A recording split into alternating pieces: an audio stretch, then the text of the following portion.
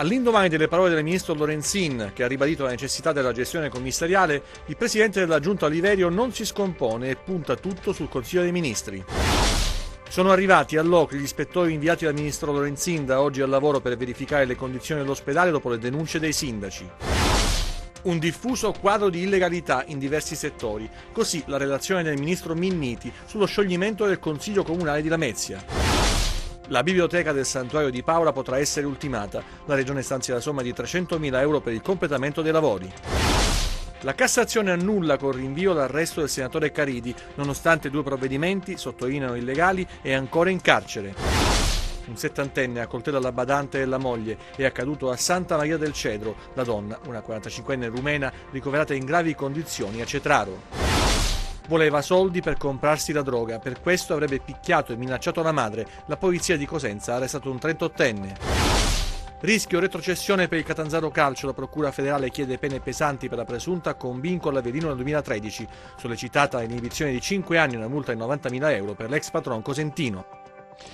Buonasera dalla redazione del TG10, il governatore Oliverio, parliamo di sanità in primo piano, non si rassegna all'idea di prolungare il commissariamento del comparto calabrese. Il governatore attende con fiducia la decisione del Consiglio dei Ministri. Sentiamo.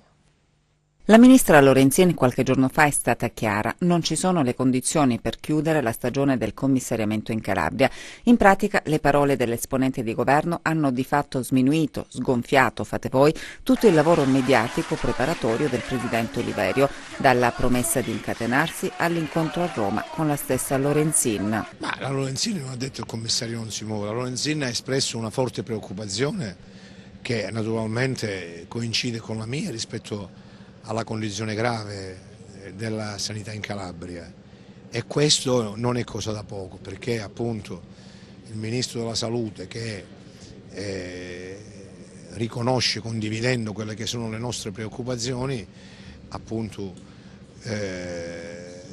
non può non condividere anche il fatto che questa situazione va chiusa. Vero, la forma utilizzata dalla ministra è diversa, ma nella sostanza non cambia. Un documento sottoscritto da 350 sindaci calabresi perché appunto la Calabria possa essere messa nelle condizioni di poter avere risposte nel suo sistema sanitario, perché le prestazioni sanitarie siano elevate sul piano della qualità, del rafforzamento sui territori e nella rete ospedaliera, per garantire i diritti ai calabresi alla pari di quelli dei veneti, dei lombardi e di altre regioni d'Italia. Va bene tutto, ma adesso cosa accadrà? Difficile prevederlo, anche perché il Presidente attende con fiducia la decisione del Consiglio dei Ministri. Non credo che ci sia un Consiglio dei Ministri così lontano e sordo rispetto a quella che è la realtà e cieco rispetto a quelli che sono i problemi, da non vedere e da non valutare la necessità di dare segnali netti, non a Oliverio ma alle popolazioni calabresi. E se la decisione non dovesse essere in linea con le aspettative di Oliverio? Aspetto che il Ministro Lorenzin proponga al governo, così come si è impegnato a fare nella sede istituzionale nel corso di un incontro che io ho avuto con lei al Ministero della Salute, quello cioè di informare il governo, perché la sede delle determinazioni è il Consiglio dei Ministri. Attendo che appunto questo avvenga e sulla base di quelle che saranno le determinazioni noi valuteremo, ritorneremo alla conferenza dei sindaci. Intanto sono arrivati a Locri gli ispettori inviati proprio dal ministro Lorenzin, una task force al lavoro per verificare le condizioni del nosocomio dopo le denunce degli ultimi mesi. Vediamo. Siamo all'ingresso dell'ospedale civile di Locri. Qui ieri pomeriggio sono arrivati gli ispettori della ministra della Salute Beatrice Lorenzin. Un arrivo previsto dopo l'incontro avvenuto a Roma tra i sindaci della Locri e della ministra. I primi cittadini avevano sollecitato l'invio di una task force affinché si verificasse la veridicità delle loro denunce. Ieri pomeriggio è cominciata dunque questa ispezione. A tarda mattinata i 7 007 ministeriali hanno fatto pronto ritorno a Roma. Erano accompagnati dalla dirigente amministrativa dell'ASP di Reggio Calabria, dottoressa Tripodi. Tutto sta avvenendo, da quanto riusciamo a capire, in un clima di cordiale collaborazione, nonostante le polemiche, nonostante i grossi problemi che questa struttura ha, e questo naturalmente è innegabile. Ma c'è un po' di tensione, lo dimostra il fatto anche che l'ingresso ai giornalisti sia stato vietato, non per l'arrivo degli ispettori, ma già da giorni vige una sorta di ordine di servizio che è stato diramato e che è stato rispettato. La Guardia Giurata infatti ha impedito al nostro operatore Domenico D'Agostino di continuare le riprese della struttura. La ministra Lorenzin potrebbe decidere un intervento straordinario non solo sulla struttura ospedaliera locrese, ma anche sugli altri uffici dislocati nel territorio locrideo. Dal ministro Lorenzin al ministro Minniti, alla sua relazione sullo scioglimento del comune di Lamezia, ne emergerebbe un diffuso quadro di illegalità in diversi settori. Vediamo. Illecita acquisizione di voti all'origine del provvedimento che ha portato allo scioglimento del comune di Lamezia Terme. Ci sarebbe questa motivazione nella relazione presentata al Presidente della Repubblica dal Ministro dell'Interno Marco Minniti. Un sistema collaudato, secondo Minniti, con acquisizioni di voti con le stesse modalità che hanno dato luogo agli scioglimenti per infiltrazioni nel 1991 e nel 2002, in assoluta continuità, è scritto nelle motivazioni, con la persistenza delle medesime dinamiche collusive e dell'operatività degli stessi personaggi di spicco delle organizzazioni criminali dominanti in quel territorio.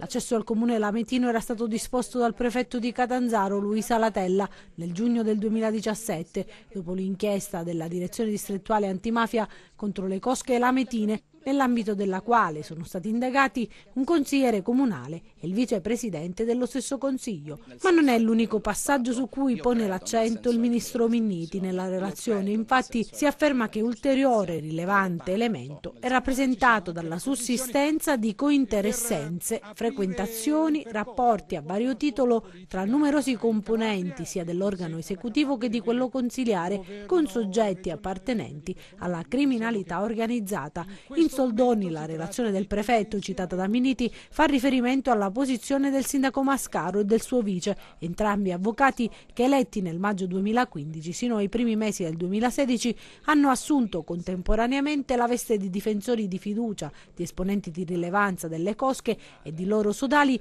e quella di organi di vertice dell'amministrazione comunale. La rinuncia all'incarico sarebbe giunta solo a marzo e maggio 2016, a seguito della costituzione di parte civile del comune nei processi. Dall'attività della commissione dunque è emerso un diffuso quadro di illegalità in diversi settori dell'ente, come ad esempio l'affidamento per 15 anni di un bene confiscato ad una cooperativa sottoposta ad indagini e con uno dei due soci riconducibile ad esponenti della criminalità, oltre agli appalti aggiudicati alle medesime ditte, ma anche l'irregolarità nell'affidamento del servizio mensa scolastica e in quello sul verde pubblico. La Commissione regionale al bilancio finanzia la biblioteca del Santuario di San Francesco di Paola, sono in arrivo 300.000 euro. Un solo voto contrario, quello del consigliere Fausto Orsomerso, via libera al documento di programmazione economica e finanziaria 2018-2020 da parte della seconda commissione bilancio e attività produttiva della Regione Calabria.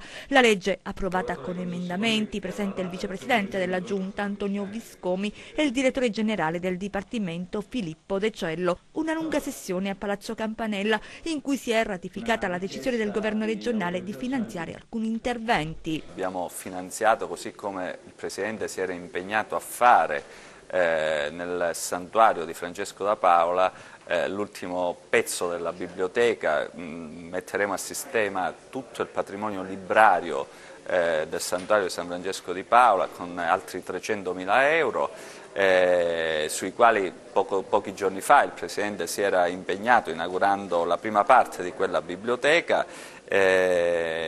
Abbiamo approvato alcuni emendamenti che riguardano per esempio il canale dello Stombi di Sibari, proposto dal collega Bevacqua e assunto dalla Commissione. Abbiamo approvato molti punti e molti emendamenti all'unanimità proprio per dare il senso del clima che si respira e che insomma siamo riusciti a costruire anche con le minoranze. Novità anche per gli artigiani. Abbiamo dato finalmente ossigeno e seguito a richieste che venivano dal mondo degli artigiani, allocando una posta di bilancio importante in questo documento contabile. Condannato a 18 anni di reclusione, Giovanni De Stefano, detto il Principe, ritenuto reggente del clan di Archi, la sentenza è stata emessa dal GUP di Reggio.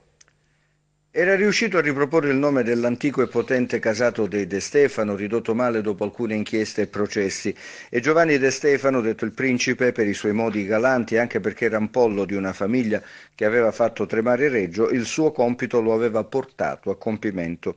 Un dovere svolto con zelo e dedizione che lo ha portato a subire un'indagine e ieri una condanna a 18 anni in sede di rito abbreviato. Per lui il pubblico ministero musolino aveva chiesto 30 anni. La sentenza emessa dal GUP Antonio Laganà ha stabilito altre condanne: 13 anni e 4 mesi a Vincenzino Zappia, braccio destro di Giuseppe De Stefano, figura di assoluto rango nella famiglia del quartiere di Archi; 16 anni a Mico Sonsogno, 2 anni e 8 mesi a Fabio Arecchi, assolti Francesco Votano, Vincenzo Morambito, Arturo Assumma.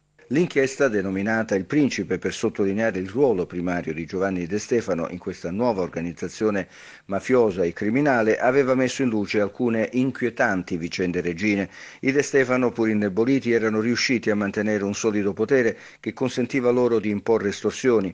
Mico Sonsogno, ad esempio, sarebbe diventato uno dei massimi esperti nel ramo. L'inchiesta aveva anche svelato come la Cobbar, ditta che aveva ristrutturato il museo archeologico, fosse totalmente prona ai voleri degli Arcoti, così vengono definiti i mafiosi di Archi. Erano loro a stabilire dove dovessero alloggiare i dipendenti, erano loro a pilotare anche alcune assunzioni.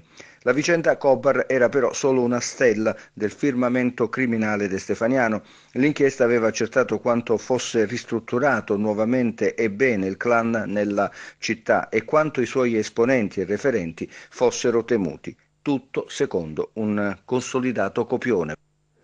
Altri fatti, altre storie nei nostri 100 secondi di cronaca, vediamo. A Coltella, la badante romena della moglie al culmine di una lite scoppiata per futili motivi, accaduta a Santa Maria del Cedro, centro del Tirreno Cosentino. La 45enne, colpita ad un polmone, è stata ricoverata in gravi condizioni nell'ospedale di Cetraro. In prognosi riservata. A colpirlo un pensionato settantenne fermato dai carabinieri. Avrebbe picchiato la madre per avere i soldi per comprare la droga. La polizia di Cosenza ha arrestato un 38enne. Gli inquirenti hanno accertato che la donna sarebbe stata più volte vittima di minacce, violenze fisiche e morali. In un'occasione l'uomo avrebbe lanciato contro la madre un televisore. La Corte di Cassazione ha annullato con rinvio l'ordinanza del Tribunale di Reggio Calabria che aveva confermato il provvedimento di custodia cautelare messo nei confronti del senatore Antonio Caridi nel luglio del 2016 nel processo denominato Vota per il reato di partecipazione ad associazione mafiosa. Lo rendono noto i suoi difensori, i quali sottolineano che il loro assistito dopo 2 provvedimenti si trova ancora in carcere. I carabinieri del NAS di Catanzaro hanno eseguito il sequestro dei beni dell'azienda agricolo Doardi di Nocera Terinese. L'operazione è coordinata dalla Procura della Repubblica di Lamezia Terme, ipotizzato a carico dell'azienda il reato di appropriazione indebita delle attrezzature per la vinificazione di proprietà del Consorzio Agricolo Scaligno, attualmente non operativo poiché in stato di liquidazione. Una funzionaria della provincia di Reggio Calabria è indagata per la morte di un 67enne di Montebello Ionica avvenuta 2 anni fa sulla provinciale 22. L'uomo cadde in un dirupo dopo il cedimento di un muretto. Secondo le accuse, la funzionaria della provincia avrebbe causato una morte evitabile omettendo di mettere in sicurezza la strada e avendo trascurato le ripetute richieste di intervento da parte di altri enti pubblici. La procura adesso ha chiesto il rinvio a giudizio della funzionaria. Andiamo a Cittanova adesso, dove domani si terrà un corteo anti-vacche sacre. Si chiama No Bull ed è il comitato popolare spontaneo nato a Cittanova per dire no alle vacche sacre o ai bovini vaganti. Apartitico, composto da professionisti, imprenditori, studenti, lavoratori e pensionati, per domani mattina ha organizzato una marcia di protesta contro il lassismo delle istituzioni. Un corteo che prenderà corpo in città e si concluderà lungo la SP1, la strada incriminata in cui sono avvenuti più di 100 incidenti nel corso di questi anni. A gennaio, fanno sapere quelli del comitato comitato, il prefetto incontrerà in un'assemblea pubblica la cittadinanza, l'amministrazione e tutte le forze politiche per fare il punto della situazione e ragguagliare sulle soluzioni proposte dalla prefettura per risolvere l'atavico problema. Da 40 anni che si parla di vacche sacre a Cittanova, con l'amara realtà che il problema dagli anni '80 fino adesso è ancora presente. Dietro questo fenomeno c'è l''ndrangheta, è chiaro, con il suo potere intimidatorio, è riuscita negli anni a proseguire con questa attività che arreca danni anche alle culture delle olive, e su questo aspetto stanno indagando anche i carabinieri di Cittanova e Taurianova. Ci sarebbe anche un giro illecito di vendita della carne poi imposta alle macellerie della zona. Quelli del comitato No Bull, nel presentare l'evento di domani, sostengono sulla loro pagina Facebook che Cittanova ha risposto alla mobilitazione. I rappresentanti istituzionali, le associazioni cittadini, le parrocchie, le associazioni di categoria e gli studenti indipendenti parteciperanno in massa al grande corteo civico a difesa della libertà del nostro territorio. Cittanova, scrivono ancora quelli del comitato, dimostra ancora una volta di non essere omertosa e di scegliere chiaramente ed inequivocabilmente da che parte stare. Adesso il calcio con i problemi che riguardano il Catanzaro, chiesta la retrocessione per il Catanzaro dalla Procura federale, pene pesanti quindi per la presunta combin con l'Avellino nel 2013, sollecitata anche l'inibizione di 5 anni e una multa da 90.000 euro per l'ex patron cosentino. Ci sono altre richieste che riguardano anche ex tesserati, in particolare il calciatore del Catania, attualmente Russotto. Per quanto riguarda il Rende, lo diciamo subito, c'è stata invece la richiesta di un punto da parte della Procura federale di penalizzazione per la vicenda relativa alla fideiussione. Retrocessione in C per l'Avellino e in Serie D per il Catanzaro. Questa è la richiesta della Procura federale all'udienza davanti al Tribunale federale nazionale a Roma per il processo Money Gate sulla presunta combin per la partita di Lega Pro Catanzaro-Avellino del 5 maggio 2013. Secondo l'accusa, le due società si sarebbero accordate per il pari, ma poi in campo l'Avellino vinse la sfida. Richieste pesanti da parte dell'accusa, che ha proposto per l'Avellino anche la penalizzazione di 3 punti da scontare nella stagione sportiva successiva, in ragione della responsabilità oggettiva e della pluralità di soggetti coinvolti. La Procura ha chiesto le stesse condanne per il Catanzaro. Per i dirigenti giallorossi 5 anni di inibizione con preclusione e l'ammenda di 90.000 euro, 70.000 per l'illecito contestato e 20.000 per i pagamenti in nero dell'allenatore Cozza per Giuseppe Cosentino, ex presidente del Catanzaro, 4 anni di inibizione e 60.000 euro di ammenda per Armando Ortoli, ex direttore sportivo, 3 anni di squalifica e l'ammenda di 50.000 euro per Andrea Russotto, ex attaccante giallorosso, 6 mesi di inibizione e 30.000 euro di ammenda per Francesca Muscatelli, ex dirigente giallorossa, 6 mesi di inibizione e ammenda di 30.000 euro per Marco Pecora, ex dirigente del Catanzaro. La sentenza è attesa entro mercoledì prossimo. A Vibo adesso per il concerto in carcere di Otello Profazio. Portare anche a chi vive l'amara condizione della privazione della libertà a causa dei propri comportamenti illeciti l'atmosfera di festa che il Natale trasmette, far vivere loro un momento di aggregazione. Questi gli obiettivi che il Lions Club di Vibo Valentia si è posto nell'organizzare un inedito, straordinario e comunque ugualmente coinvolgente concerto di Otello Profazio. Il cantastorie calabrese, cantore dei vizi e delle virtù di questa terra ricca di contraddizioni, ha offerto uno spaccato del suo vastissimo repertorio, creando con i detenuti della casa circondariale di Vibo Valentia un rapporto schietto e diretto, frutto anche di un approfondimento al quale gli stessi detenuti si sono dedicati preparandosi a questo evento, al punto che i brani sono stati illustrati e presentati da alcuni di loro. Oltre 250 hanno gremito il teatro della casa circondariale perché quasi tutti hanno chiesto di poter assistere all'evento. Io ho fatto un'indagine anche sui canti del carcere. Ci sono i canti nati nel carcere e quelli fuori del carcere. Ci sono le canzoni di sfottò e ci sono le canzoni ingenue. Oggi c'è un'affluenza in sala difficilmente riscontrabile in passato. Praticamente il 90% dei detenuti presenti, perché non impegnati in altre attività, sono in questa sala ad assistere a questo concerto che sarà sicuramente spettacolare e memorabile. Donne e acqua ai confini del mondo, le immagini di Lynn Johnson, icona della fotografia internazionale, in una mostra al Castello Svevo di Cosenza. Le sale del Castello Svevo di Cosenza ospitano Water Warriors, la mostra di Lynn Johnson, icona della fotografia internazionale. L'evento nasce dalla partnership tra Blue Ocean e National Geographic, che ha nella Johnson una delle storiche e più importanti collaboratrici. La mostra, che presenta circa 50 opere stampate in grande formato, affronta una tematica di grande attualità e di interesse globale: l'acqua e la guerra giornaliera che numerosi popoli devono affrontare per procacciarsi il prezioso liquido. Water Warriors documenta la vita di alcune comunità africane, puntando l'attenzione sulle donne. Sono donne che vivono in Kenya, Tanzania ed Etiopia, quelle su cui si è fermato l'obiettivo di Lynn Johnson.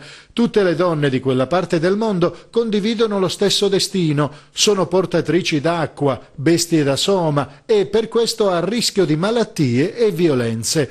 Il visitatore di Water Warriors si troverà immerso in un mondo che altrimenti non vorrebbe vedere, dove povertà e sofferenza sono raccontate con grande sensibilità. Dopo Cosenza, dove sarà visitabile fino all'8 gennaio, la mostra coinvolgerà le città di Reggio Calabria e Catanzaro, per poi spostarsi in altre regioni. E adesso il meteo con le previsioni per le prossime ore, vediamo.